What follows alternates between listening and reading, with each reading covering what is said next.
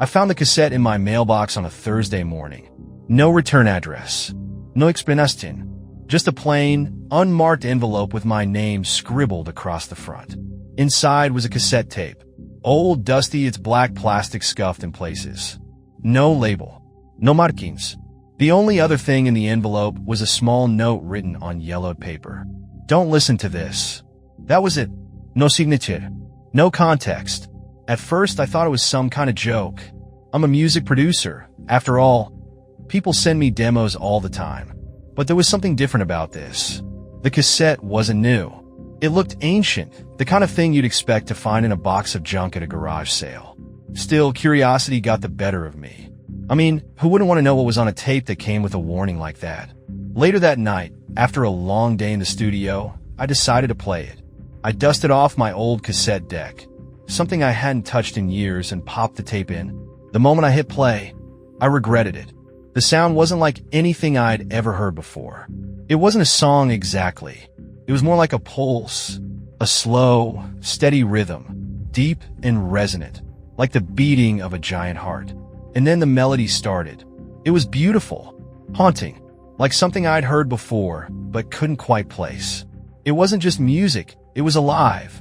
The notes seemed to vibrate in the air, curling around me like invisible tendrils. I felt them reach inside my chest, plucking at my memories, pulling out thoughts and feelings I hadn't revisited in years. The melody shifted, and suddenly I was 9 years old again, sitting in the back seat of my parents' car as they argued about money. The song playing on the radio, the smell of leather seats, the sting of tears in my eyes, it all came rushing back. Then it changed again, and I was 17, standing on stage at my first gig, the heat of the spotlight on my face, the roar of the crowd filling my ears. Every memory it pulled out was so vivid, so real.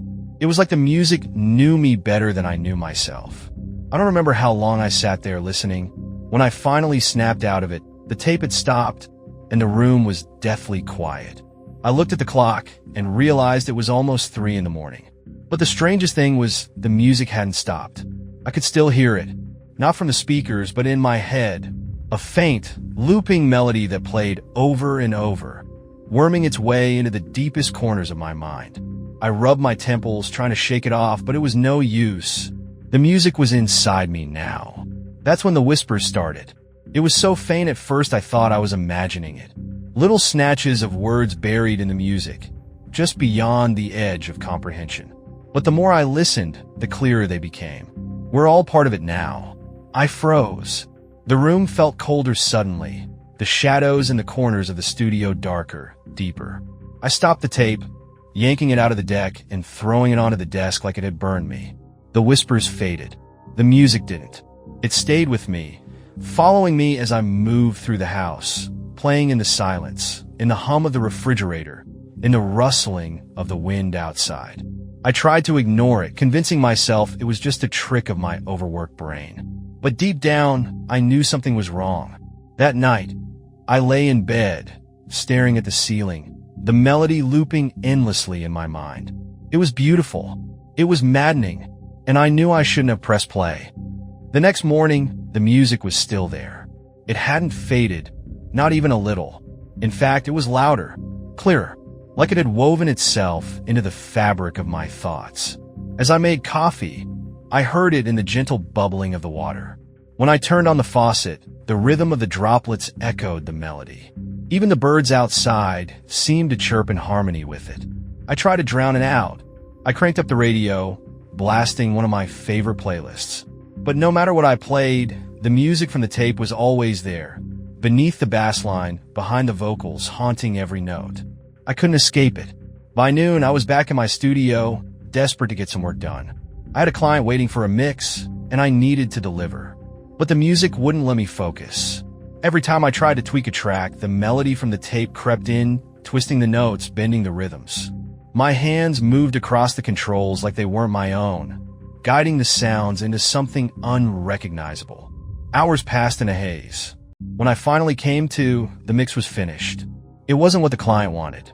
It was the music from the tape. I didn't remember doing it. My hands trembled as I played the track back, the haunting melody filling the room. It was identical to the tape, down to the last note. I deleted the file immediately, my heart racing. But even as I erased it, I couldn't shake the feeling that the music didn't want to be destroyed. My phone buzzed on the desk, breaking the silence. It was a text from Mark, a fellow producer and old friend. Mark, hey, got your email. That track you sent is insane. When did you start making stuff like this?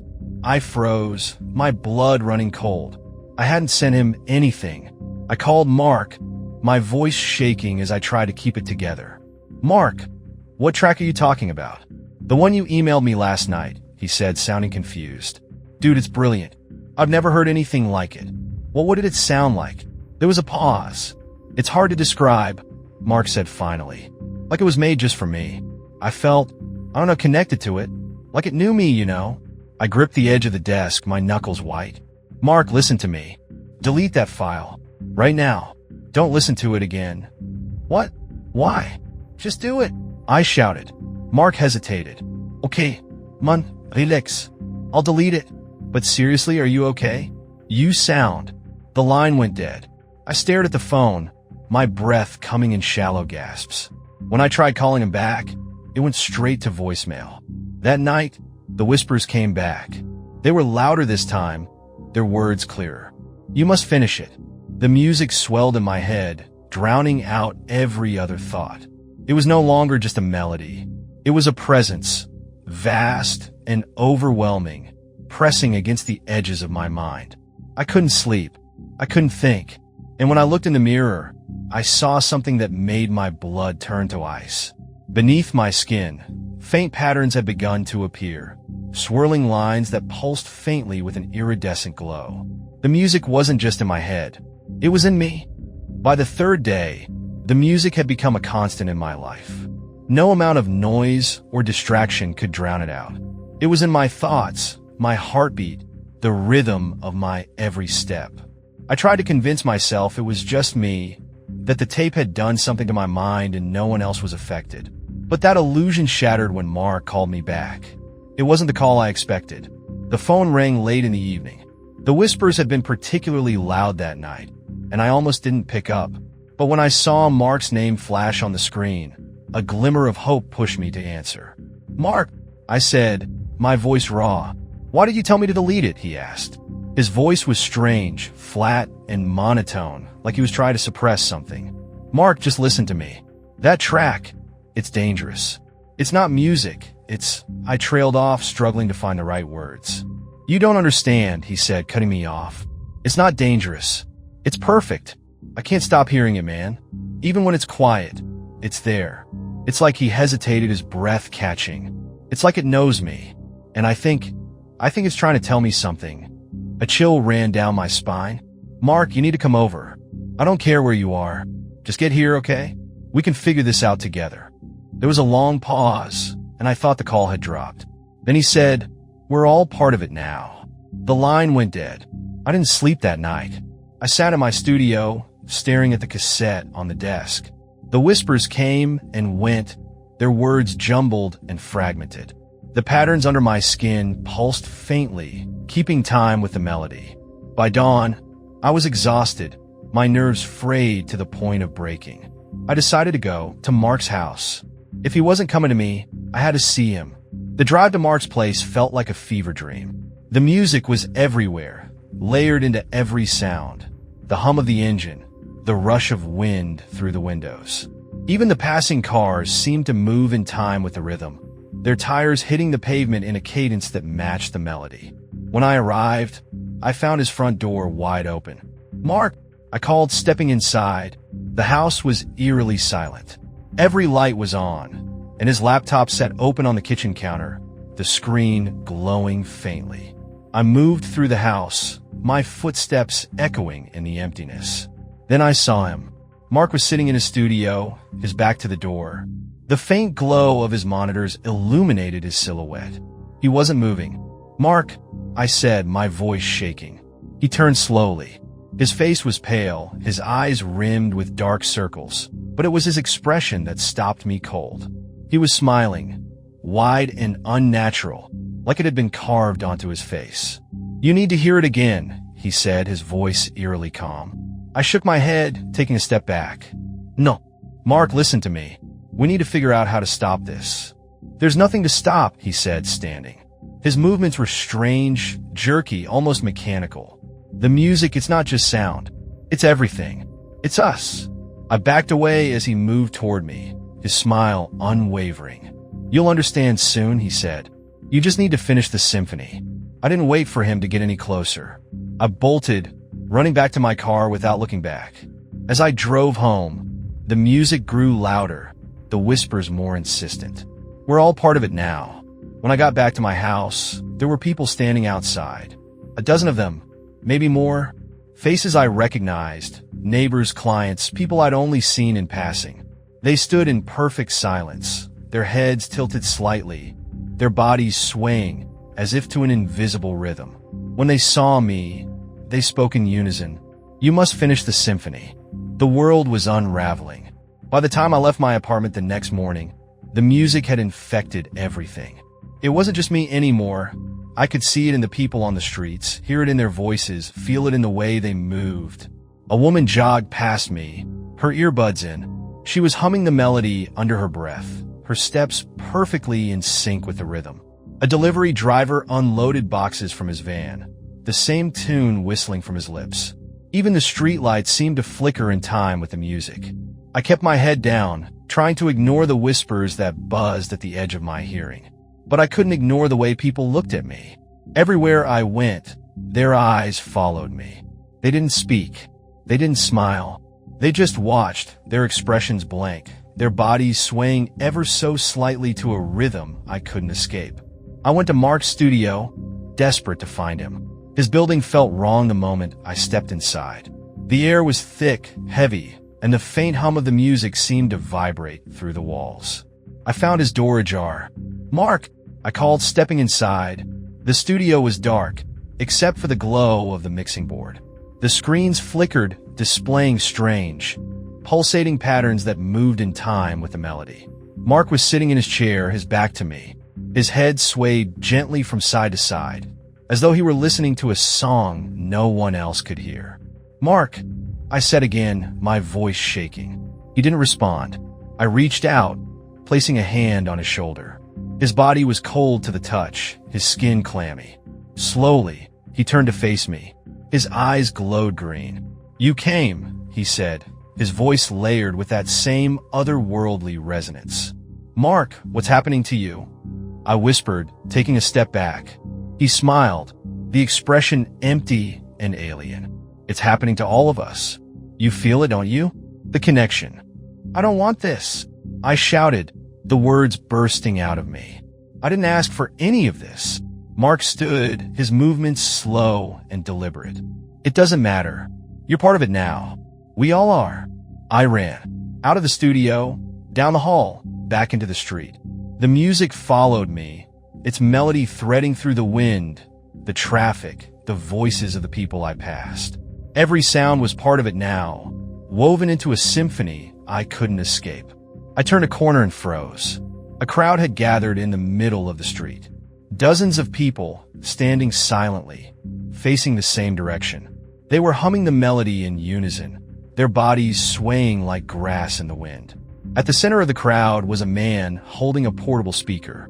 He pressed play, and the music from the tape filled the air. The crowd reacted immediately. Their movements became sharper, more synchronized.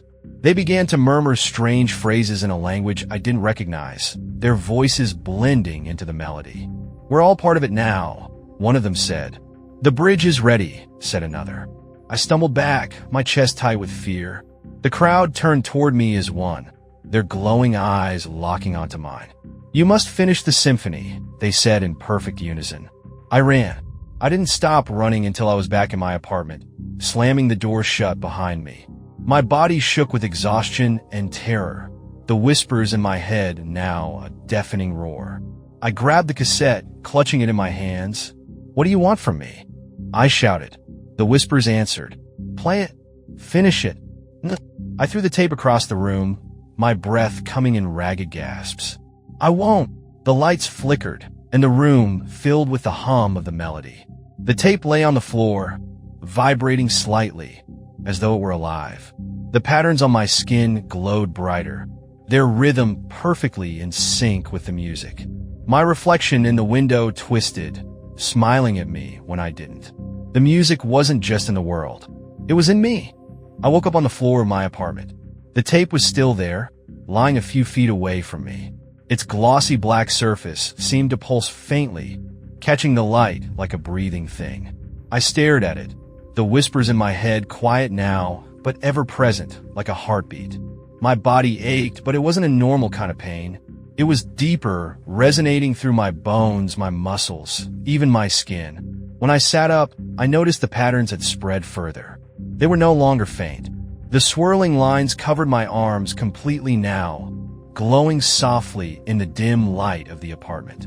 They moved when I moved, shifting subtly beneath the surface of my skin, like something alive was crawling inside me. I stumbled to the bathroom, gripping the sink for support. When I looked in the mirror, my reflection didn't just scare me, it horrified me. My eyes weren't mine anymore. They glowed with that sickly green light, faint but unmistakable. And my face, it wasn't just me staring back. It felt like something else was there too, looking out from behind my eyes. I turned on the faucet, splashing water onto my face, desperate to feel something real. But even the water carried the melody now, its rhythm echoing through the porcelain sink. The whispers returned. "You're almost ready." The rest of the day was a blur. Every time I tried to leave the apartment, I'd hear them, the voices outside my door. People humming, murmuring, whispering. They were waiting for me. "We're all part of it now," they said.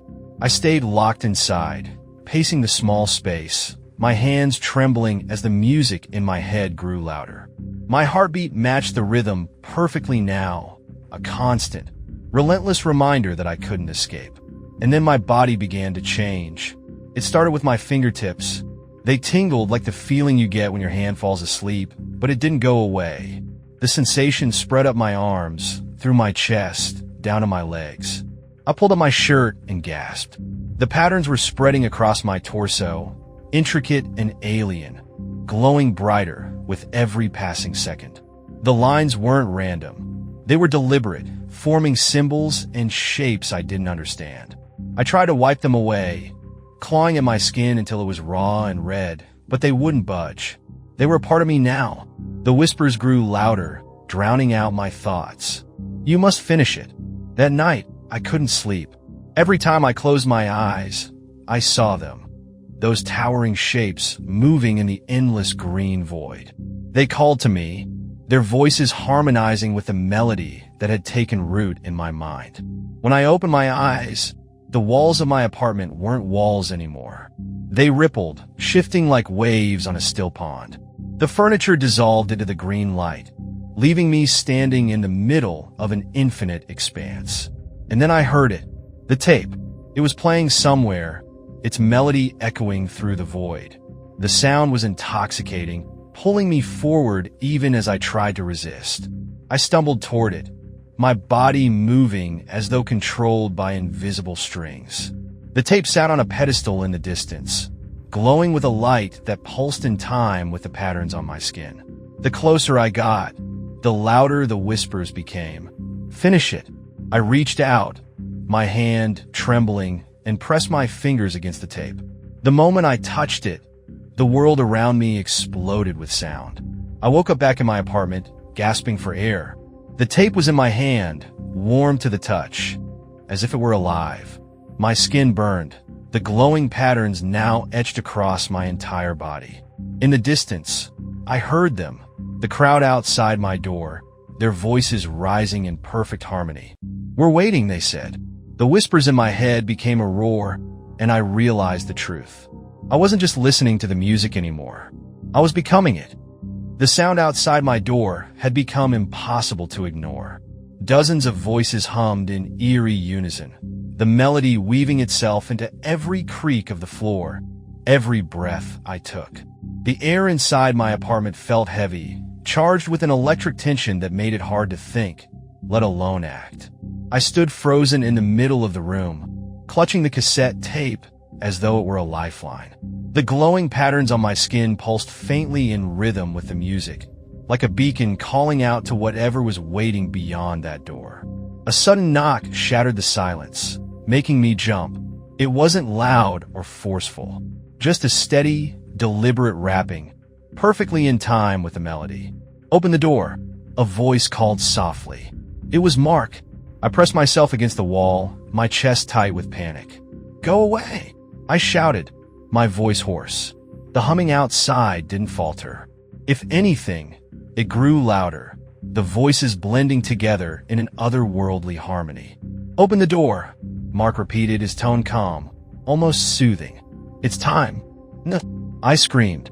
The whispers in my head surged, drowning out my thoughts. "Open it. Let them in." I shook my head violently, slamming my fist against the wall. "Leave me alone." The knocking stopped, but the voices didn't. "We're all part of it now," they said in perfect unison. Minutes or hours passed. I couldn't tell anymore. The crowd outside remained, their humming resonating through the walls, through me. Every so often, one of them would speak, their words echoing inside my skull. "The bridge is ready. You must finish it. It's waiting for you." I clutched the tape tighter, my mind racing.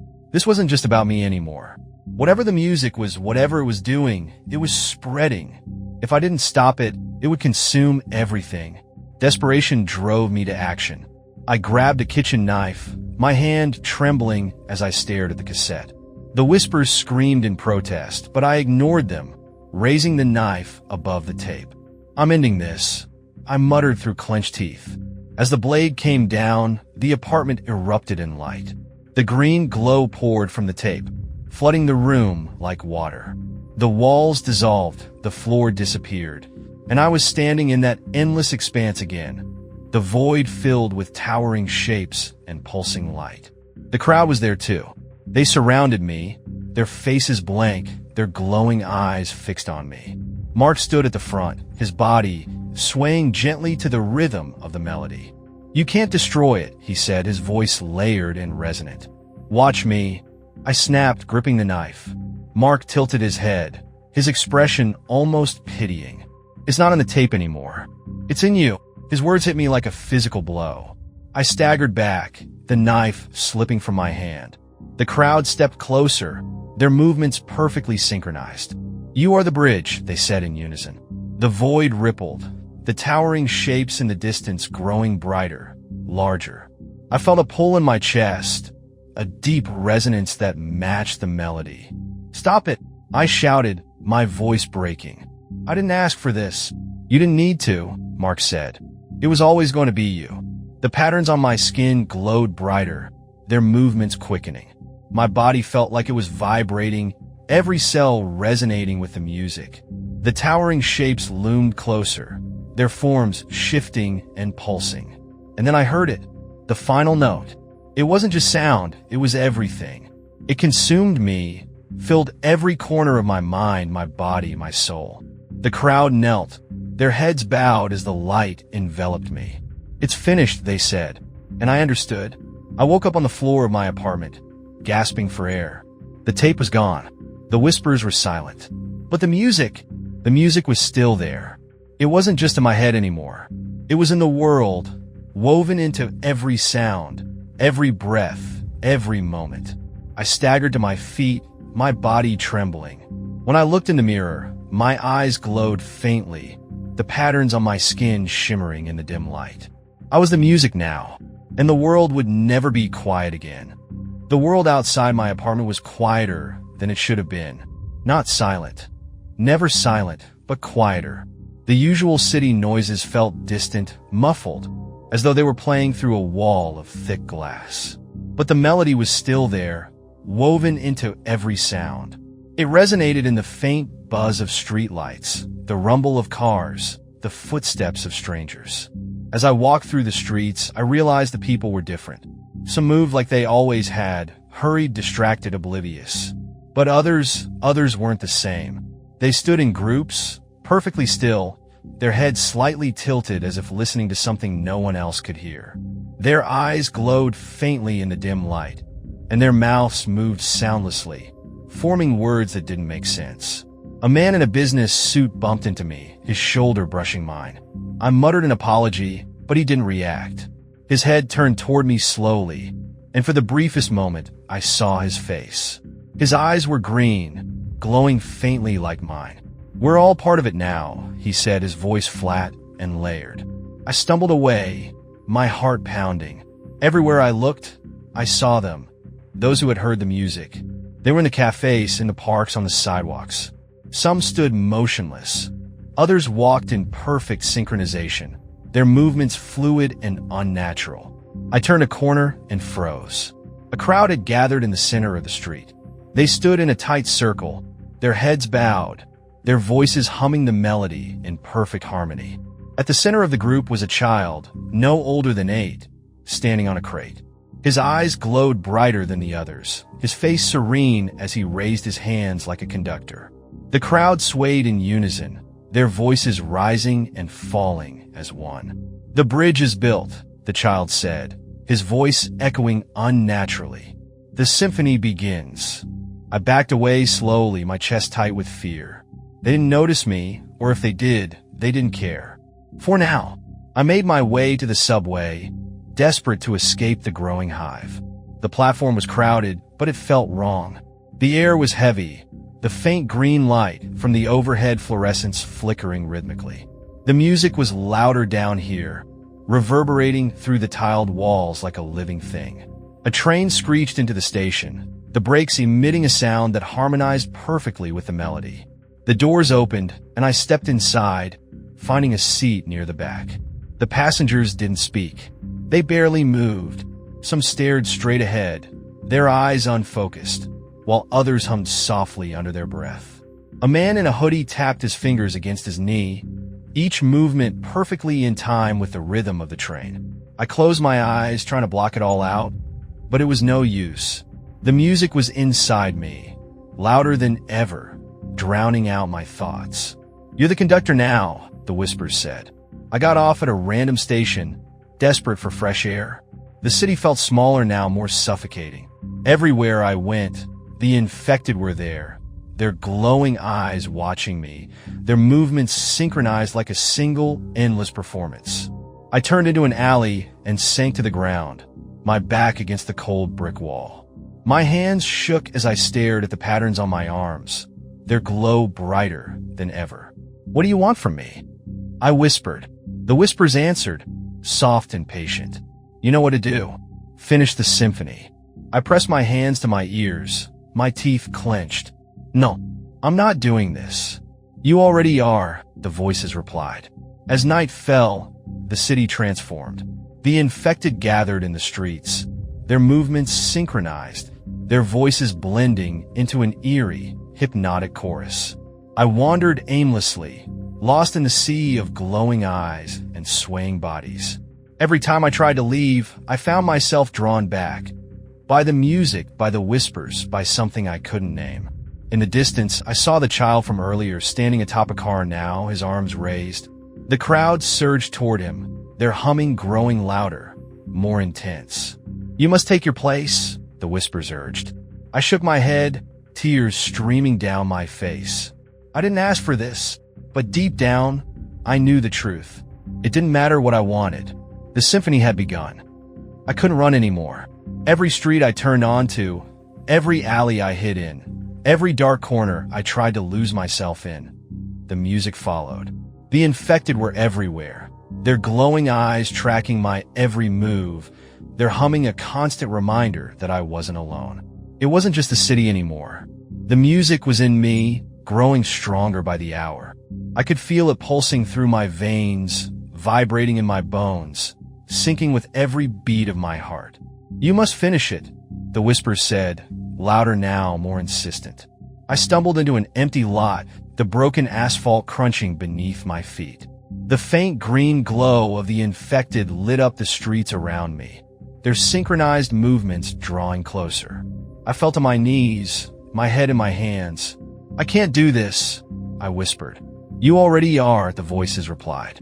When I looked up, they were there, dozens of them, standing in a perfect circle around me. Men, women, children. all staring with those glowing green eyes, their faces expressionless. Mark was among them, his head tilted slightly as he stepped forward. "It's time," he said, his voice layered with that unnatural resonance. I shook my head, my hands trembling. "I don't even know what you want from me." "You do," Mark replied. "You've always known." He held out a hand, and I realized he was holding something. The tape. It was different now. The black plastic was gone, replaced by a translucent shell that glowed faintly, the patterns on its surface matching the ones on my skin. I backed away, shaking my head. "No, I destroyed it." "You can't destroy what's inside you," Mark said. "This is your symphony. You're the only one who can complete it." The crowd around us began to hum, their voices rising in perfect harmony. The melody wrapped around me, pulling at my mind, my body, my soul. Mark stepped closer, holding out the tape. "Take it," he said. "Finish it." I didn't want to, but my hands moved on their own, reaching out, my fingers trembling as they closed around the glowing cassette. The moment I touched it, the world shifted. The broken asphalt dissolved beneath me, replaced by the smooth, reflective surface of the void. The green sky swirled above, the towering shapes in the distance glowing brighter, their movements synchronized with the music. The infected stood around me, their forms shimmering, their voices blending into an endless chorus. And then I saw it. A massive structure rose from the void, its surface alive with pulsing lights. It wasn't a building, it was alive, a living, breathing thing that radiated power. The whispers grew louder. "Take your place." The patterns on my skin burned, their glow intensifying as they spread across my body. I could feel the music inside me, growing stronger, consuming everything else. I was becoming part of it. I screamed, clawing at my skin, trying to tear the patterns away. But it was useless. They were in me, part of me. Mark appeared in front of me, his glowing eyes calm, his expression serene. "You can't fight it," he said. "This is what you were meant to be." The structure pulsed, its rhythm syncing perfectly with my heartbeat. "You are the conductor," Mark said. The infected knelt, their heads bowed as the music swelled. I could feel the power building, the melody reaching its crescendo. The void vibrated, the towering shapes moving in perfect harmony with the sound. The whispers became a roar. "Finish it." I raised the tape, my hands trembling. The music surged, the patterns on my skin glowing so brightly they lit up the void. I understood now. This wasn't just a symphony. It was a message, a bridge, and I was the key. The void pulsed with life. The towering shapes grew brighter, their edges becoming clearer. They weren't just abstract forms anymore. They were alive, sentient, and vast beyond comprehension. They moved in perfect harmony with the melody, their glowing surfaces rippling with each note. The infected knelt around me, their heads bowed, their voices rising in a hauntingly beautiful chorus. I could feel their presence in my mind, a collective consciousness pressing against my thoughts, urging me forward. "You are the conductor," the whispers said, their tone no longer demanding but reverent. I stood in the center of it all, the tape in my hands, glowing with an intensity that made my skin burn. The patterns etched across my body pulsed in time with the music, their movement quickening as the melody reached its climax. I felt the pull. The music wasn't just calling to me. It was commanding me, and I couldn't resist it any longer. As I raised the tape, the void around me began to shift. The towering structures leaned closer, their glowing forms surrounding me like an audience awaiting the final act of a performance. Mark stepped forward, his glowing eyes fixed on mine. "You've already written the final note," he said, his voice calm. "You just need to play it." I shook my head, tears streaming down my face. "I don't want this." Mark's expression didn't change. "It doesn't matter what you want. It's bigger than you, bigger than any of us."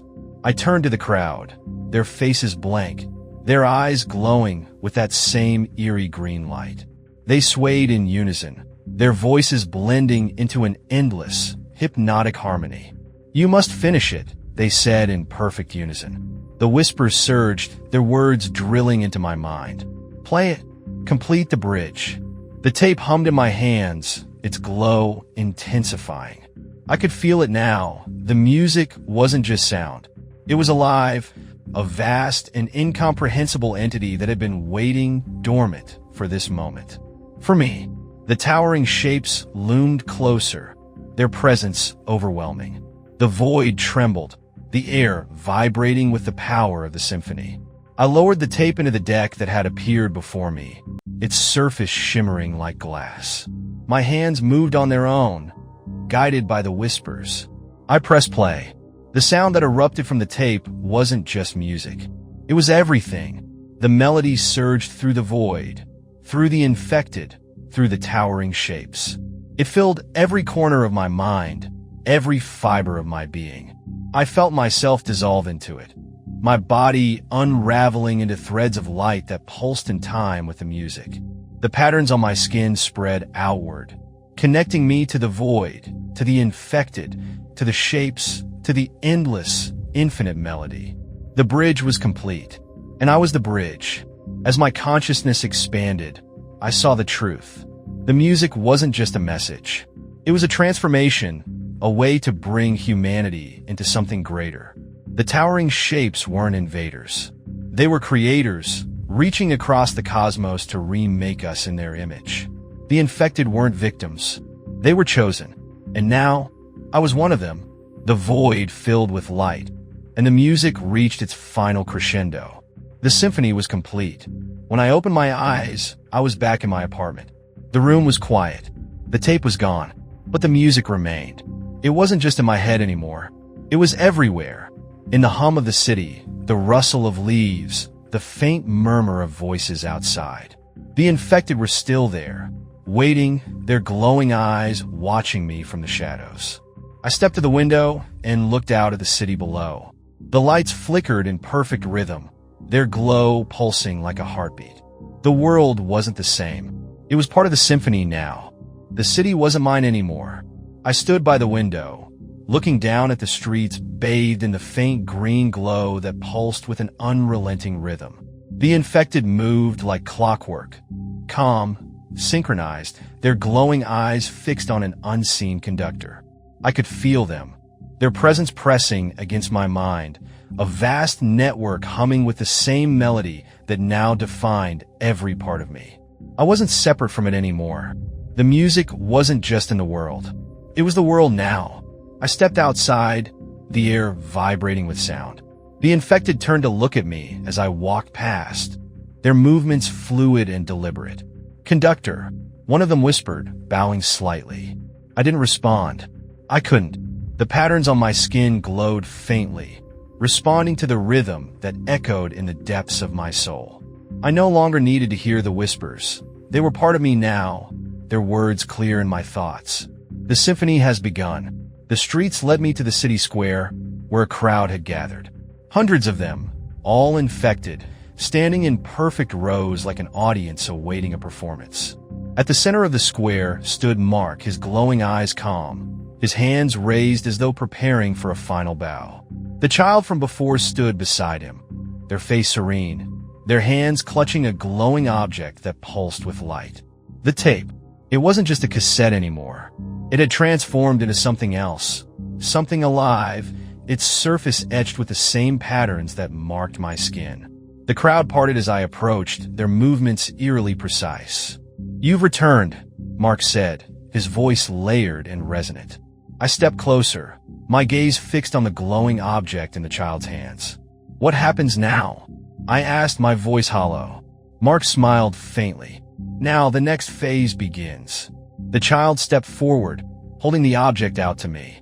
Its light was blinding, its warmth searing. "You were chosen to lead," the child said, their voice eerily adult. "I didn't choose this," I said, though I knew it didn't matter. "No one chooses," Mark replied. "The symphony chooses." The whisper surged, filling my mind with visions. I saw the towering shapes again, their forms moving in time with the music. I saw cities transformed, their lights flickering in perfect harmony. I saw humanity remade, their bodies and minds merged into a single, endless melody. I saw everything. I reached out and took the object, its heat coursing through me like fire. The crowd fell silent, their glowing eyes fixed on me as the music swelled. My body burned, the patterns on my skin spreading outward, dissolving into light that connected me to the void, to the city, to the endless rhythm that pulsed through the world. The void returned, the towering shapes surrounding me. Their forms shimmered, their presence overwhelming. And then they bowed. "You are the bridge," the whispers said. I raised my hands, the patterns on my skin now radiant, their lights spilling into the void. The infected knelt, their voices rising in perfect harmony as the music reached its crescendo. The towering shapes moved closer, their forms merging with the light. I understood now. I wasn't just the conductor. I was the symphony. When I opened my eyes, the city was gone. In its place was something new, vast, infinite, alive with light and sound. The infected moved through it like a single organism, their glowing eyes reflecting the patterns that now filled the air. The world had become the music, and I was its heart. Epilogue. Somewhere far away, in another city, another country, another world, someone opens a package. Inside is a cassette tape and a note. "Don't listen to this.